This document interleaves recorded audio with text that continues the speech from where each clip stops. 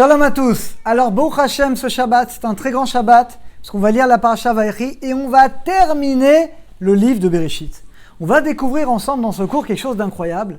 On va voir où est-ce que la délivrance du peuple d'Israël, où est-ce qu'elle est cachée dans notre Parasha et dans cet événement très triste qui est la Levaya, la mort, l'enterrement de Yaakov Avinu. Alors, vous savez qu'il y a une clé, une trame qui permet de comprendre tout le livre de Bereshit, qui s'appelle Maaseh Avot Siman Abanim. Tout ce qui arrive au Père, c'est un signe pour nous. Mais en réalité, c'est plus profond que ça. Expliquer le Rav Shapira Zatzal que tout ce qui nous arrive à nous aujourd'hui, ça a forcément une racine dans nos pères, dans Avraham, Yitzhak et Jacob. Ce qu'on va essayer de comprendre aujourd'hui, les amis, où est-ce que notre délivrance à nous, où est-ce qu'elle est écrite dans la Torah? Le Maharal le Prak dévoile quelque chose d'incroyable. Il dit que Avraham, Yitzhak et Jacob, chacun va préfigurer une histoire, l'ère de l'histoire du peuple d'Israël. Avraham, par exemple, il va préfigurer notre histoire avant l'ère du temple. Yitzhak, il va préfigurer l'ère des deux temples de Jérusalem. C'est pour ça qu'on voit Yitzhak qui creuse des puits. Le puits, c'est la Torah, c'est le Beth Amikdash, dit le Zohar. Et Yaakov Avinu, qui est le dernier des Avot, eh bien lui, il préfigure Israël à la fin des temps dans le dernier exil. Et il n'y a pas que le Maharal de Prak, parce que le Ramban Nachmanide, il le dit explicitement dans notre paracha.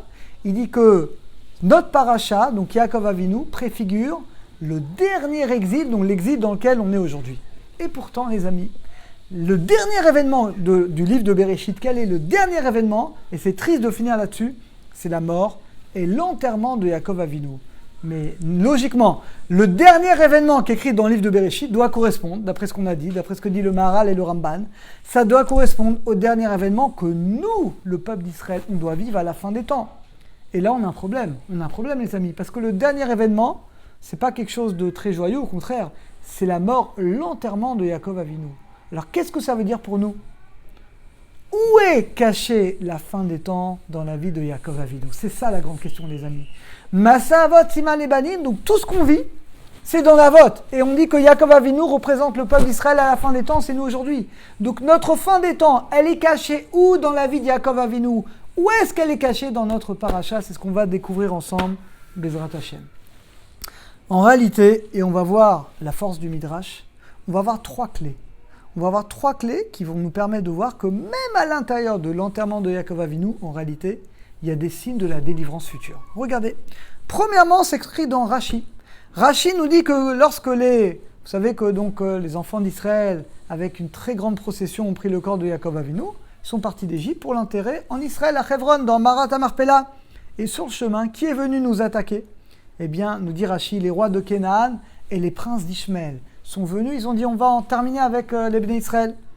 Mais quand ils ont vu qu'il y avait la couronne de Paro, de Yosef Hatzadik, qui était sur le cercueil de Yaakov Avinu, qu'est-ce qu'ils ont fait? Ils se sont prosternés, ils ont pris leur couronne, ils l'ont mis sur le cercueil, et ils ont, écoutez bien, accompagné Yaakov Avinu jusqu'à sa dernière demeure, jusqu'à Hebron, ils lui ont fait kavod.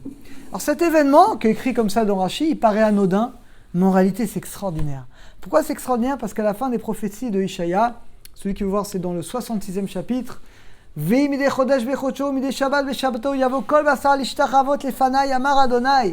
la fin des temps, toutes les créatures, même les goïms, tout le monde viendra, se prosternera au Beth Amikdash devant Akadosh Baruch Hu. À la fin des temps, nous dit le prophète Ishaïaou, toutes les nations vont reconnaître Hachem et toutes les nations vont reconnaître le temple. Ils vont reconnaître le rôle de le peuple juif qui a construit le Beth Amikdash, le temple à Jérusalem. Eh bien, les amis, en apparence, c'est un événement très triste, c'est la Levaya, c'est l'enterrement de Yaakov Avinu. Mais au milieu de cet enterrement, c'est là que les nations vont reconnaître qu'elles sont soumises au peuple d'Israël et surtout vont reconnaître Akadosh Baruch Hu. Et le symbole, il est extraordinaire. Ils vont prendre leur couronne, vous vous rendez compte? La couronne d'Ishmaël, la couronne des rois de Canaan, ils vont la poser sur Yaakov Avinu pour dire voilà, nous on soumet notre gloire, notre grandeur, on la soumet au peuple d'Israël. On reconnaît que le peuple d'Israël c'est le peuple élu et c'est le peuple qui est là pour dévoiler la lumière d'Akadosh Baruch Hu.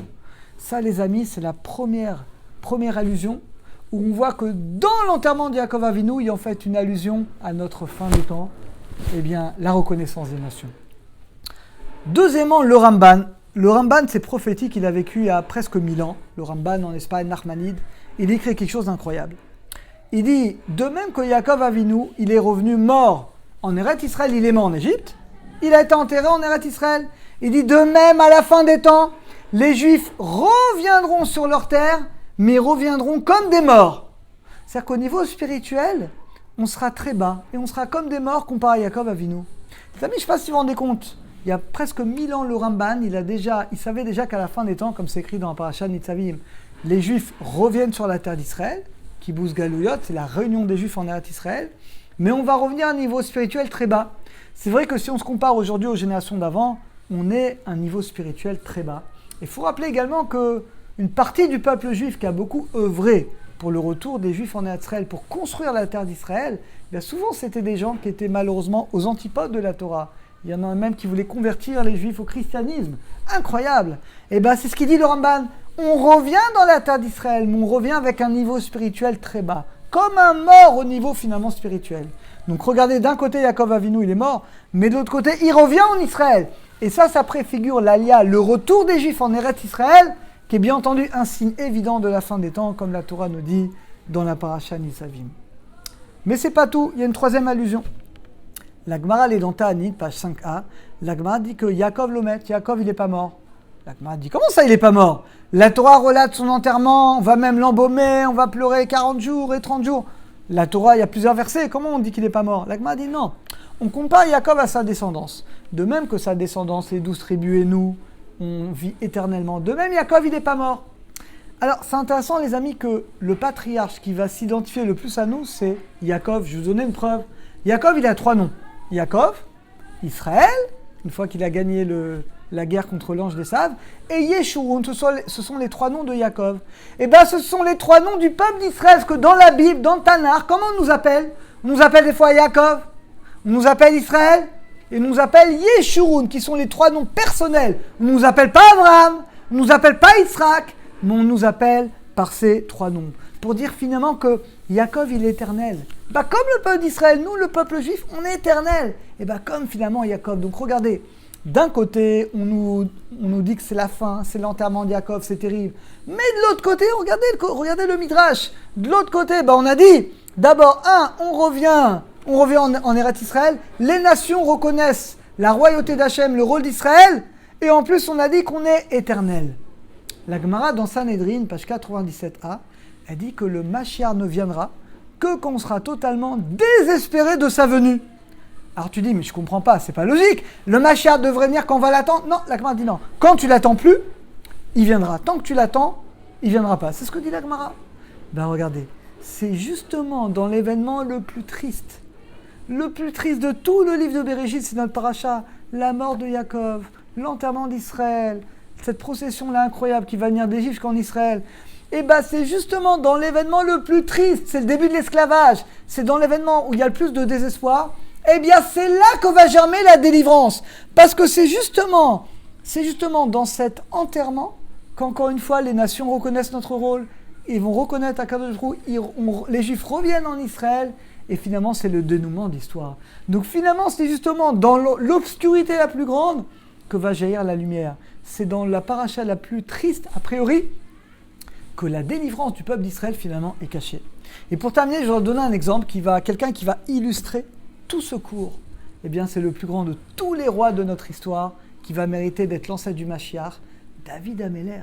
Est-ce que vous savez que David Améler, son père pensait que c'était un enfant illégitime? On n'a pas le temps, on a déjà raconté dans notre cours sur David. Donc il pensait que c'était un enfant qui provenait d'un adultère. Il a rejeté cet enfant, Amram. Il a mis avec berger un endroit dangereux où il y avait des ours, des lions. Il a dit comme ça, le jour où il partira, cet enfant, il ne sera plus là. Et finalement, David Améler, il va grandir dans l'obscurité la plus totale. Il va tout le temps s'isoler, prier Hachem, étudier la Torah jour et nuit. Et il va devenir le plus grand des rois, David Améler, le Mashiach. Vous vous rendez compte, le roi le plus grand vient de l'obscurité la plus grande. Et David Améler, c'est la Géoula, c'est le Mashiach. Et encore une fois, le Mashiach, c'est la même idée qu'on a développée. Le Mashiach, il vient d'Afka, de l'obscurité la plus grande, de l'enterrement de Yaakov. Donc le Pshat, le sens littéral, c'est l'enterrement de Yaakov, c'est une catastrophe, c'est le début de l'esclavage d'Égypte. On est désespéré. Ça, c'est le Pshat, le sens littéral.